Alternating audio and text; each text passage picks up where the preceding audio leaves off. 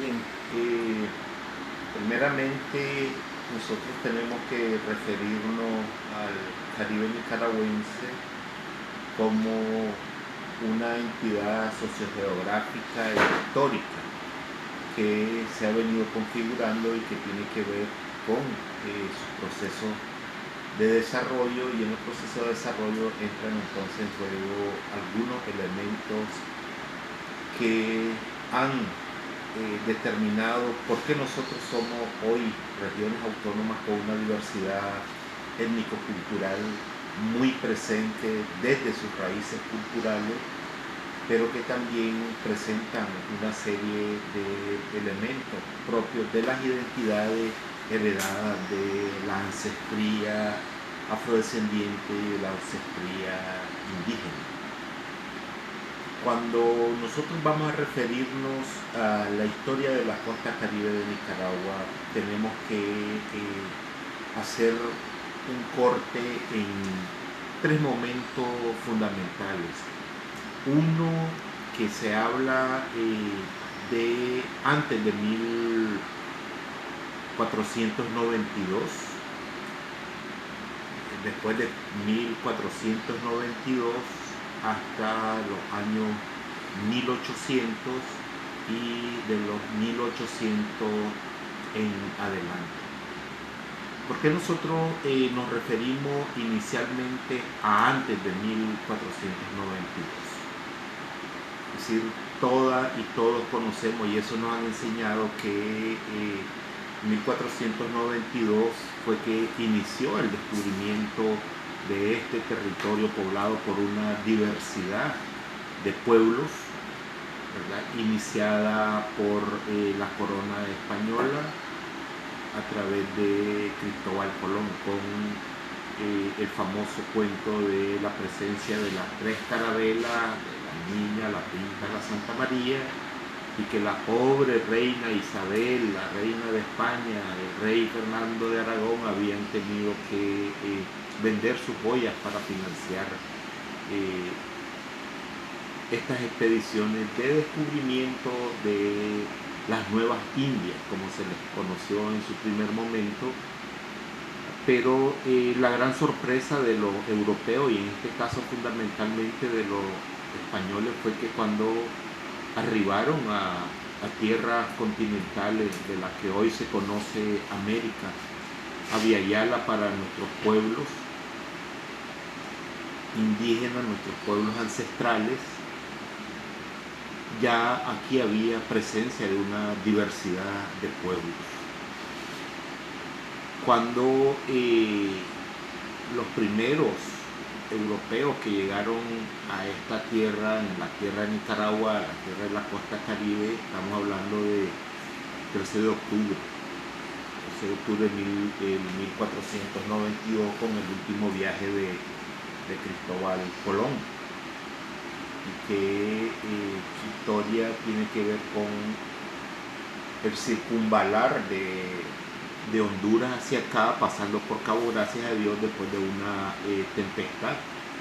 y su presencia al llegar al área de lo que se conoce hoy como Cabo Gracias a Dios, de una expresión gracias a Dios porque ya había terminado la tempestad y había pasado el miedo, el sufrimiento que habían tenido, para efectos de no naufragar. Entonces, a partir de esta fecha es que ya hay una nueva forma de vida presente en lo que nosotros conocemos hoy como costa caribe de Nicaragua. Anteriormente a eso, nuestros pueblos, fundamentalmente el pueblo indígena Miskito, Mayana y Rama, que eran los pueblos que estaban en la presencia de los europeos en esta fecha, vivían en un sistema de tribus nómadas que se alimentaban de lo que la naturaleza les proveía. Eran sociedades nómadas que andaban en la recolección de frutos y producto de la caza y la pesca. Hasta estas alturas, la instrumentación que utilizaban para poder alimentarse, para poder cazar, pues estaba basada en los elementos mismos que la naturaleza le daba, que eran los árboles con los cuales hacían flechas y lanzas, pero también los elementos de hueso que proveían de los mismos animales cazados, pero también de los peces que capturaban en las lagunas, en los ríos y en el mar. Entonces, las herramientas con las que confeccionaban esto proveían de la misma naturaleza, ¿verdad? Y que esto también les ayudaba a subsistir. Y había una movilidad entre los pueblos que muchas veces tenía también como producto de esto el cruce entre algunos de ellos, y pues de ahí siempre agrandando la población de indígenas en el Caribe nicaragüense. Esta forma de vida es interrumpida cuando ya decíamos hace presencia los españoles en este territorio, ¿verdad? Y empiezan a tratar de conquistar las áreas que ellos habían venido descubriendo cuando ya estaban descubiertas por nuestros primeros pobladores. Sin embargo, traían una idea diferente, que era de apoderarse de los espacios territoriales, pero con ello apoderarse de las riquezas naturales, además de convertir en el cristianismo a todas aquellas personas que habitaban esta parte del mundo que no era conocida, pero que debía ser a imagen y semejanza como las sociedades que estaban en Europa en ese momento y que estaban dominadas bajo las coronas. En este caso la corona española, que descubrió primero esta parte, conquistó, y la corona inglesa, que ya en los años de 1700 en adelante empezó a tener presencia en el Caribe nicaragüense y a formar parte de ese proceso sociohistórico. Por eso es que cuando nosotros hablamos de la historia de la costa caribe, antes de la llegada de los españoles estamos hablando de un primer momento de vida independiente, aún organizado, ya con la presencia de los europeos, en este caso los ingleses, que fueron los que conquistaron a través de una forma diferente que era exterminio, sino que utilizaron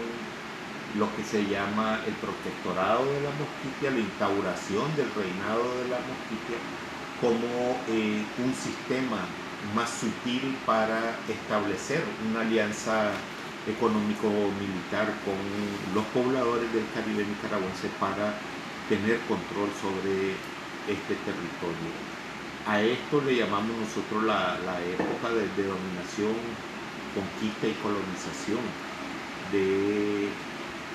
Nicaragua y fundamentalmente del Caribe nicaragüense.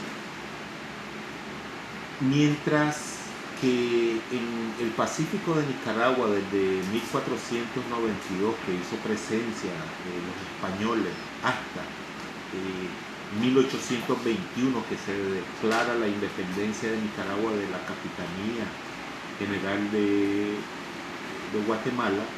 la que era posesión de los españoles, pues en esta parte del Caribe nicaragüense nada se tenía que ver con la corona española. El vínculo que se había establecido a partir de 1625 entre piratas, bucaneros, con población aborigen en el sector de la bahía de Bluefield, Cabo Gracias a Dios, permitió la alianza que yo señalé anteriormente, esa alianza político-militar, para efectos también de que la corona española no avanzara en sus posesiones en el territorio nicaragüense. Todo este espacio del Caribe nicaragüense a partir de ese momento estuvo colonizado, estuvo dominado por los ingleses a través de la figura inicialmente el reino miskito. Después oficialmente establecen el protectorado británico en los años de 1800, ¿verdad? Y que esto a su vez trajo consigo la presencia de la iglesia morava en 1847, como una forma también de evangelización, pero desde la perspectiva de la iglesia morava y no de la iglesia católica de los españoles, que había estado haciendo todo este trabajo anteriormente en lo que conocemos nosotros ahora como el Pacífico de Nicaragua, y que muchas veces tuvo su repercusión negativa con el exterminio de la población aborigen, la población indígena que habitaba todo el Pacífico de Nicaragua. Con la instauración de la monarquía mixteca a partir de 1776, más el protectorado británico a partir de los años 1847, el Caribe nicaragüense se convierte en una especie de estado independiente. Que este estado independiente tenía sus propias formas organizativas, tenía su propia moneda que circulaba para efectos de comercialización entre los habitantes del Caribe más los ingleses en el mismo área del Mar Caribe y la corona inglesa. Determinaron también que en su momento las potencias que estaban en conflicto en ese momento, que eran España, Inglaterra y también había iniciado los Estados Unidos su presencia después de su independencia en 1776,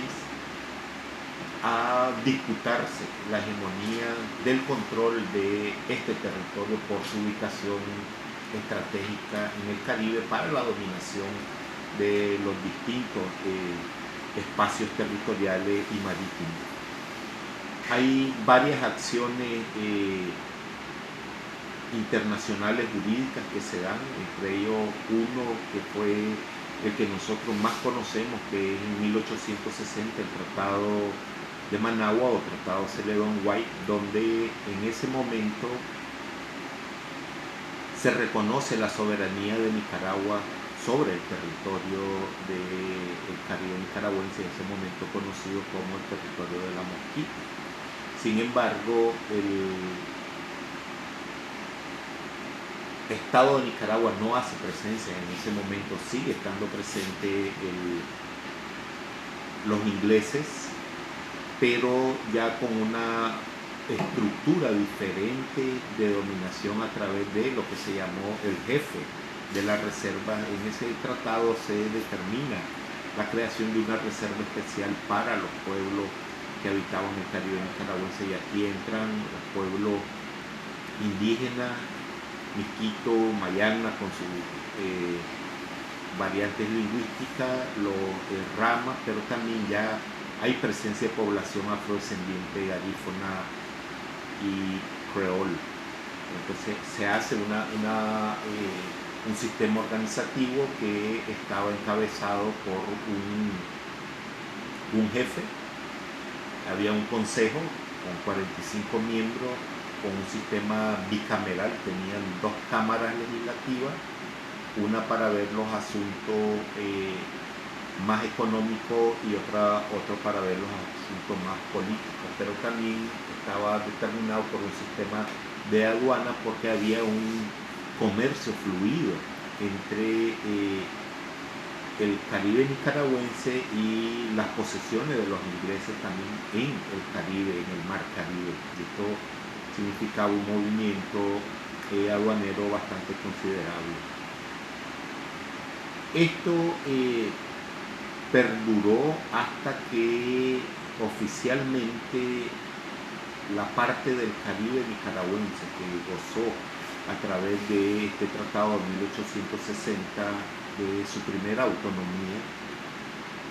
hasta que en 1894, a través del presidente José Santos Zelaya, la incorporara a Nicaragua a través de una acción militar. Esta acción militar dio por finalizado formalmente la reserva de la Mosquitia, aunque su constitución como tal es derogada en 1905 a través del Tratado Harrison-Altamirano. Y esto determina entonces que a partir de 1894 inicia un nuevo periodo histórico en la vida del Caribe nicaragüense. Un periodo donde empiezan a repartirse las tierras. El Estado de Nicaragua empieza a ceder los espacios territoriales a empresas internacionales, fundamentalmente norteamericanas, a reconocer espacio para algunas familias inglesas en el Caribe, pero también inicia ya, digamos, la estatización o la homogeneización del Caribe nicaragüense en términos de la presencia y el establecimiento de una sola lengua, un solo modo de vida, y esto es al estilo de lo heredado por la colonia. Empiezan a negarse los derechos de los pueblos a hablar en su lengua, de la presencia de los ingleses hasta 1894. Los procesos educativos que existieron a finales del siglo XIX e inicios del siglo XX, los procesos escolares eran en inglés, y esto lo suprimió el presidente José Santos Zelaya por más de 10 años, y eso afectó el desarrollo educativo en el Caribe nicaragüense. Estos procesos entonces llevaron a que en la historia del Caribe nicaragüense nosotros lo conozcamos como la presencia del Estado o la nueva colonización, porque empieza a instaurarse ya un sistema basado en la economía extractiva, donde se empieza a entregar los recursos naturales a empresas nacionales y empresas internacionales, todas vinculadas al gran capital. Nosotros, después de este periodo de incorporación oficialmente del territorio de la costa Caribe a el resto del país, pues es visto como un proceso de incorporación y no como reincorporación, como se dice en algunos escritos, y que esto entonces posibilitó que después de la década de los 30, 40, 60, a través de los distintos movimientos y acciones de fuerzas nacionalistas, pues se tratara de ver esto como un proceso de construcción de una nueva sociedad. Y esta nueva sociedad nosotros la vemos ya en nuestra historia moderna, cuando a partir de 1979 se establece ya en 1987 un nuevo sistema de vida para los pueblos del Caribe, cuando se les reconoce como pueblos en la constitución política, pero también se les da el derecho a vivir de acuerdo a sus propias costumbres, a su propio sistema organizativo, donde también se reconoce el derecho a la revitalización de su cultura, su lengua y el usufructo de los recursos naturales, que es ya la otra etapa del desarrollo sociohistórico, que es la etapa del desarrollo moderno de vida autonómica en su segundo momento. Nosotros decimos que la autonomía de los pueblos, que desde su inicio, cuando se descubrió por Cristóbal Colón en 1492 estos territorios, nuestros pueblos nunca dejaron de buscar su autonomía, su autodeterminación, de hacer prevalecer su lengua, su cultura, y esto es el ejemplo que nosotros como costa Caribe nicaragüense damos al resto del país, donde el resto de pueblos fueron exterminados culturalmente, las lenguas fueron perdidas, aunque hoy muchos pueblos del Pacífico Centro Norte de Nicaragua están luchando por reivindicar su identidad cultural, su identidad lingüística, su identidad sociogeográfica.